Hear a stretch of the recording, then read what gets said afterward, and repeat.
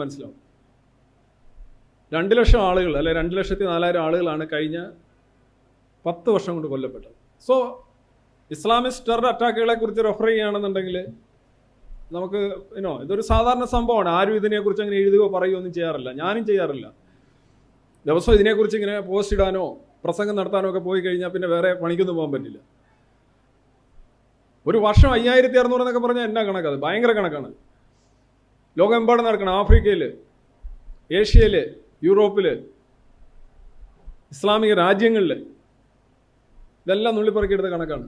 അപ്പോൾ അങ്ങനെ വന്ന ഒരവസ്ഥയിൽ ഇവിടെ ഇങ്ങനെ മഗ്ഡബർഗിൽ ഒരു കൊലപാതകം അല്ലെങ്കിൽ ഈ 5-6 പേരുടെ മരണവും 300 പേരുടെ പരിക്കും പറ്റിയത് എന്തുകൊണ്ടാണ് നിരീശ്വരവാദികളുടെ പേരിലിടുന്നത് അല്ലെങ്കിൽ എക്സ് മുസ്ലിംസിൻ്റെ പേരിലിടുന്നത് എന്നുള്ളൊരു ചോദ്യം തീർച്ചയായിട്ടും നമ്മൾ ഉന്നയിക്കേണ്ടതുണ്ട്. കാരണം ഇതിങ്ങനെ പറഞ്ഞില്ലെന്നുണ്ടെങ്കിൽ ഇതിനെ നമ്മൾ ശ്രദ്ധിക്കാനേ പോകുന്നില്ല. അതിന് ശേഷം ഉണ്ടായി, അതിന് മുന്നേ ഉണ്ടായി.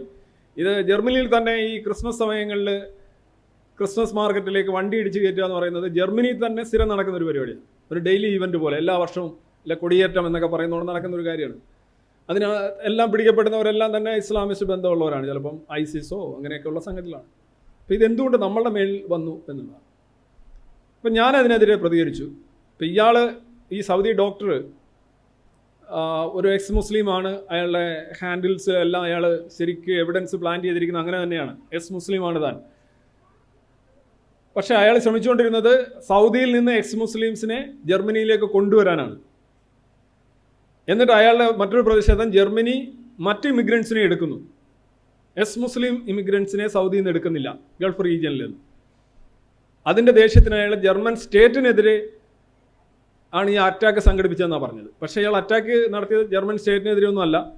അയാൾ കൃത്യമായിട്ട് ക്രിസ്മസ് മാർക്കറ്റിൽ ചെന്നിട്ട് ക്രിസ്മസ് സീസണിൽ കാറിനകത്ത് ചെന്നിട്ട് ഇടിച്ചു കയറ്റി ആളുകളെ കൊല്ലുമായിരുന്നു.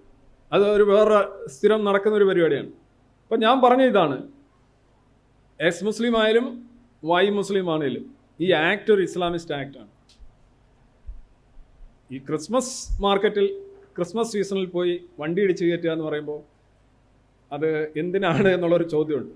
പോട്ടെ, എക്സ് മുസ്ലിം ആണെങ്കിലും അല്ലെങ്കിലും ആ ആക്ട് ഇസ്ലാമിസ്റ്റ് ആക്റ്റാണ്. അപ്പം ഞാനിത് പറഞ്ഞു. അപ്പോൾ സ്വാഭാവികമായിട്ടും പറഞ്ഞു, ഇത് അങ്ങനെയാണോ? ഇതെല്ലാം നിരീശ്വരവാദികളല്ലേ ചെയ്തത്, എസ് മുസ്ലിംസ് അല്ലേ ചെയ്തത്? അവിടെയാണ് ഈ നിരീശ്വരവാദികൾക്ക് ഇത് ചെയ്യാൻ കഴിയുമോ എന്നുള്ളൊരു ചോദ്യം ഞാൻ തന്നെ സ്വയം ചോദിച്ചത്. ആ ചോദ്യം നിങ്ങളോട് പങ്കിടാനായിട്ടാണ് ഞാൻ ഇന്ന് ഈ നിജം ഇവിടെ അവതരിപ്പിക്കുന്നത്. എന്താണ് ഒരു നിരീശ്വരവാദി എന്നുള്ളതിൻ്റെ അർത്ഥം? ചിലർ പറയും, അയാളൊരു നിരീശ്വരവാദിയാണ്. നിരീശ്വരവാദിയാന്ന് പറഞ്ഞിട്ട് മാത്രം കാര്യമുണ്ടോ? വേറെ എന്തെല്ലാം കാര്യങ്ങൾ കിടക്കുന്നു, എത്തീസം കൊണ്ട് മാത്രം കാര്യമില്ല എന്നൊക്കെ പറയും. ഞാനൊരു കാര്യം ആദ്യം പറയാം. ഈ നിരീശ്വരവാദിയായ ഒരു മനുഷ്യൻ, അയാൾ കേവലം നിരീശ്വരവാദി മാത്രമായിരിക്കില്ല. അയാളൊരു കലാകാരനായിരിക്കും, അയാളൊരു സ്പോർട്സ് താരമായിരിക്കും, അയാൾ ചിലപ്പോൾ വേറെ പലതും ആയിരിക്കും, അയാൾക്ക് പല രാഷ്ട്രീയം ഉണ്ടായിരിക്കാം. എത്തീസം എന്നുള്ളതുകൊണ്ട് ഉദ്ദേശിക്കുന്നത് എത്തീസമാണ്, മതത്തിനെതിരെ. മതം എന്ന് പറയുന്നത് ഒരുപാട് റിഗ്രസീവായിട്ടുള്ള മൂല്യങ്ങളുടെ ഒരു സൂപ്പർ മാർക്കറ്റാണ്. അതിനെതിരെയുള്ള ജീവിത വീക്ഷണവും നിലപാടും സ്വീകരിക്കുന്നവനാണ് എത്തീസ്റ്റ്. അത് നിസ്സാര കാര്യമല്ല. നിങ്ങളൊരു മതത്തെ ആക്ച്വലി അതിനകത്തുനിന്ന് പിടിച്ചു വലിക്കുമ്പോൾ ഒരുപാട് കാര്യങ്ങൾ ഇങ്ങനെ കൂടെ വരികയാണ്. സ്ത്രീ വിരുദ്ധത വരുന്നുണ്ട്, ലിംഗനീതി ഇല്ലായ്മ വരുന്നുണ്ട്, അശാസ്ത്രീയത വരുന്നുണ്ട്, ഹിംസ വരുന്നുണ്ട്, പരനിന്ദ വരുന്നുണ്ട്, പരഗോത്ര വിരോധം വരുന്നുണ്ട്. ഇങ്ങനെ കിടക്കുകയാണ്. ഒരു എന്താ പറയുക, നിങ്ങൾ മതത്തെ എന്തിനാണ് എപ്പോഴും എതിർക്കുന്നത് എന്നൊക്കെ ആളുകൾ ചോദിക്കാറുണ്ട്. മതത്തെ എതിർക്കുക എന്ന് പറയുമ്പോൾ മതം പ്രതിനിധാനം ചെയ്യുന്ന കുറേ മൂല്യങ്ങളുണ്ട്, പിന്തിരിപ്പൻ മൂല്യങ്ങൾ, റിഗ്രസീവായിട്ടുള്ള മൂല്യങ്ങൾ. അതിനെ മൊത്തത്തിലാണ് എതിർക്കുന്നത്. അപ്പോൾ ആളുകൾ പക്ഷെ പറയുക, ദൈവത്തിൽ വിശ്വാസമില്ല, അത്രേ ഉള്ളൂ നിരീശ്വരവാദി. അയ്യോ, അതിൽ അശോകൻ എന്ന് പറഞ്ഞു കഴിഞ്ഞാൽ ശോകമില്ലാത്തവനാണ് എന്ന് പറയുന്നതേ ഉള്ളൂ. അശോകന് ചിലപ്പോൾ ശോകം ഉണ്ടാവില്ല, പക്ഷേ അശോകൻ അതിനേക്കാളൊക്കെ ഒരുപാട് അർത്ഥാന്തരങ്ങളും മാനങ്ങളും ഉള്ള ഒരു സംഗതിയാണ്. ഈ കേവലമായ ഒരു വാക്കെടുത്ത് വെച്ചിട്ട് ആ വാക്കിനെ ഇതാക്കുക. അത് പലരും പറയും അയാൾ നിരീശ്വരവാദിയാണ്. അയാൾ നിരീശ്വരവാദി, അത്രേ ഉള്ളൂ. നിരീശ്വരവാദി ആയതുകൊണ്ട് കണക്കും. നിങ്ങൾ ഉദ്ദേശിക്കുന്നത് അതല്ല. മതത്തെ നിങ്ങൾ എതിർക്കുമ്പോൾ, ആ ഒരു കാര്യത്തെ മൊത്തത്തിൽ എതിർക്കുമ്പോൾ ഉള്ള പ്രശ്നങ്ങളാണ് ഈ പറയുന്നത്. ആക്ച്വലി ഒരു നിരീശ്വരവാദിയുടെ ഏറ്റവും വലിയ എസെൻസ് ഓഫ് എത്തീസം എന്ന് പറയുന്നത് ഫ്രീഡം ആണ്. ഫ്രീഡം എന്താണ്? ഫ്രീഡം ഇത്രയേ ഉള്ളൂ. സ്വന്തം ചിന്തകളും ആലോചനകളും നടപ്പിലാക്കാനായിട്ടുള്ള അവകാശവും സ്വാതന്ത്ര്യവും അവസരമുള്ള മനുഷ്യനാണോ നിങ്ങളെന്ന്. നമുക്ക് പലപ്പോഴും നമ്മൾ വല്ലവരുടെയും എന്താ പറയുന്ന ഉത്തരവുകൾ പാലിക്കുന്ന ക്ലാക്കുമാരായി മാറുകയാണ്, ഗുമസ്തന്മാരായി മാറുകയാണ്. ഒരു നിരീശ്വരവാദി ഏറ്റവും കൂടുതൽ പ്രാധാന്യത്തോടെ കാണുന്നത് സ്വാതന്ത്ര്യമാണ്. അതുകൊണ്ടാണ് നമ്മൾ ഫ്രീ തിങ്കിങ് എന്ന് തന്നെ പറയുന്നത്. 2, മതത്തോടുള്ള ഒരു താല്പര്യമില്ലായ്മ ഏത്തീസം ആയിട്ട് നമ്മൾ കാണുന്നില്ല. താല്പര്യമില്ലാത്ത ഒരുപാട് പേരുണ്ട്. ചിലർ ന്യൂട്രലായിരിക്കും, ചിലർ വലിയ കാര്യമായിട്ട് എടുക്കില്ല, ചിലർ കുറേ നാൾ പള്ളി പോകായിരിക്കും, പിന്നെ പോവും.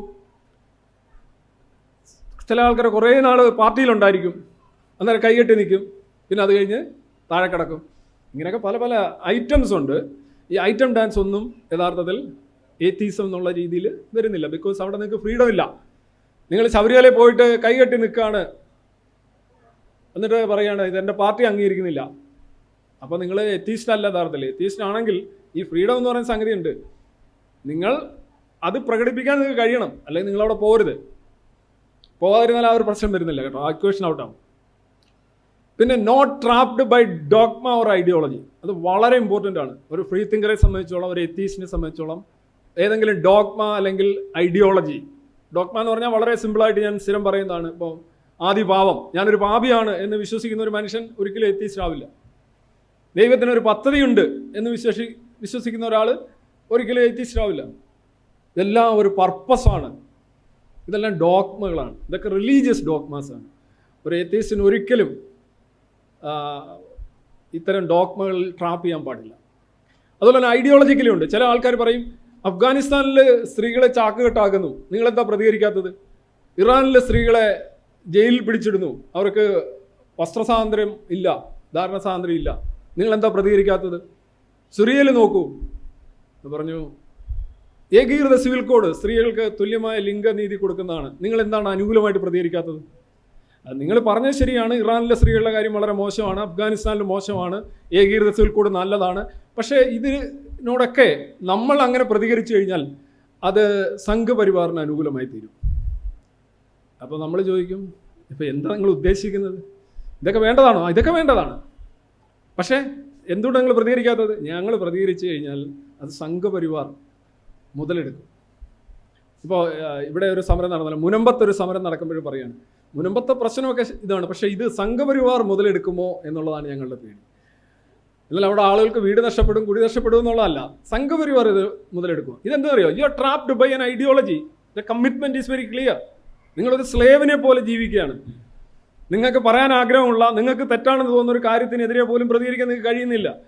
കാരണം നിങ്ങൾ പൊളിറ്റിക്കലായിട്ടോ അല്ലെന്നുണ്ടെങ്കിൽ സോഷ്യലായിട്ടുള്ള പ്രഷർ കാരണം നിങ്ങൾ ജസ്റ്റ് ഉണ്ടാകുന്നില്ല. I tell you that an atheist cannot do that. ആ സംഗതി കേരളത്തിന് പരിചയമില്ലാത്തതുകൊണ്ടാണ് ഈ പലരും എത്തീസ്റ്റുകൾ എന്ന് പറഞ്ഞ് നടക്കുന്നവർ നിങ്ങൾക്ക് മനസ്സിലാവാത്തത്. നിങ്ങളെങ്ങനെയാണ് ആരെങ്കിലും ഇത് കുരിശും ചുമന്നുകൊണ്ട് നടക്കുന്നത്? നിങ്ങൾക്ക് തോന്നുന്നു അഫ്ഗാനിസ്ഥാനിലെ പ്രശ്നമാണ്, സ്ത്രീകളുടെ അവസ്ഥ മോശമാണ്, അങ്ങനെ തന്നെ പറയണം. ഇറാനിൽ പ്രശ്നമാണ്, അങ്ങനെ തന്നെ പറയണം.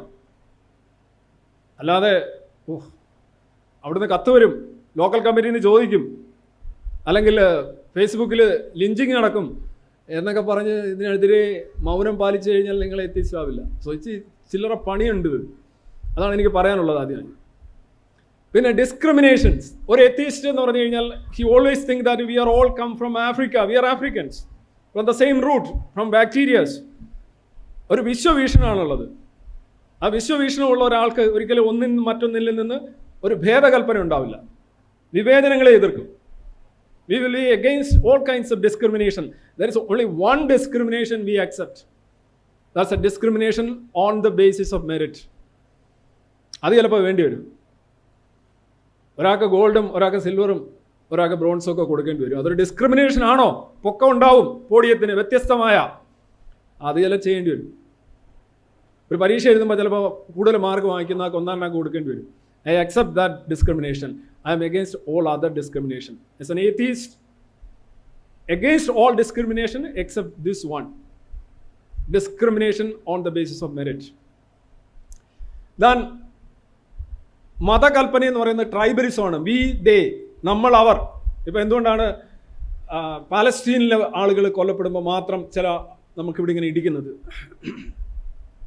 അർമേനിയ കൊല്ലപ്പെടുമ്പോഴോ സിറിയയിൽ കൊല്ലപ്പെടുമ്പോഴോ തമ്മിലടിച്ച് കൊല്ലപ്പെടുമ്പോഴോ ഒരു ഇടിയില്ല. എന്താ കാര്യം?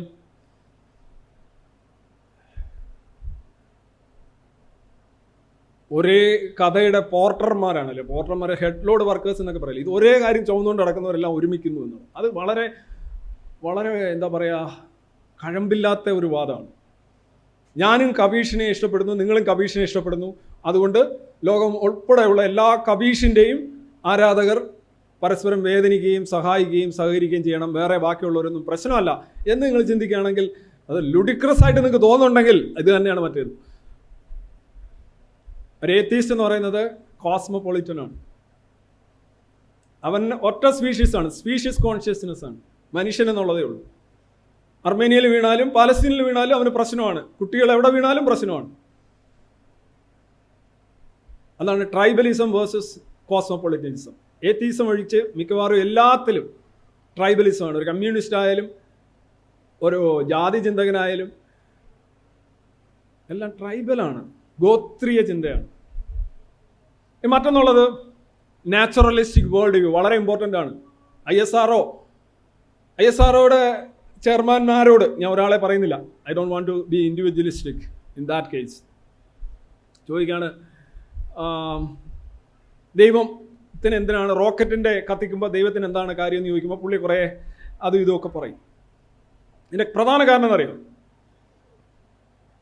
ഒരു നാച്ചുറലിസ്റ്റിക് വേൾഡ് വ്യൂ ഇല്ല എന്നുള്ളതാണ്. അതായത് സയൻസ്, റീസൺ, എവിഡൻസ് ഇത്തരം കാര്യങ്ങളെ അടിസ്ഥാനപ്പെടുത്തി ഈ കാര്യങ്ങൾ കാണുന്ന ഒരു ശീലം അല്ലെങ്കിൽ ഒരു ശേഷിയില്ല.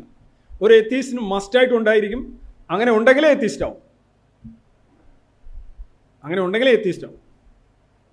അതായത് അങ്ങോട്ടും ഇങ്ങോട്ടും ഒരു ഇക്വേഷൻ നിങ്ങൾ എഴുതല്ലേ, അങ്ങോട്ടും ഇങ്ങോട്ടും എഴുതല്ലേ, അതേപോലെയാണ്. ഇതൊക്കെ ഉണ്ടെങ്കിലേ അതാവും. അപ്പോൾ അതാണെങ്കിൽ ഇതൊക്കെ ഉണ്ട്, ഇതില്ലെങ്കിൽ അതല്ല. അപ്പോൾ കുറേ ഫേക്കുകളെ നിങ്ങൾക്ക് മനസ്സിലാവും. ഇനി ഹ്യൂമനിസം എന്ന് പറഞ്ഞു കഴിഞ്ഞാൽ, മതാത്മകവാദം എന്ന് പറഞ്ഞാൽ മതം പറയുന്ന ദൈവം ഉണ്ടാക്കി, ദൈവത്തിൻ്റെ നിയമം, ദൈവത്തിൻ്റെ ഇഷ്ടം, ദൈവത്തിൻ്റെ അനിഷ്ടം, മുടി കാണിക്കരുത്, അതിടണം, ഇതിടണം, ഇതെല്ലാം ദൈവത്തിൻ്റെ നിയമങ്ങൾ, ഹുക്കുമത്ത് ഇലാഹി, ദൈവത്തിൻ്റെ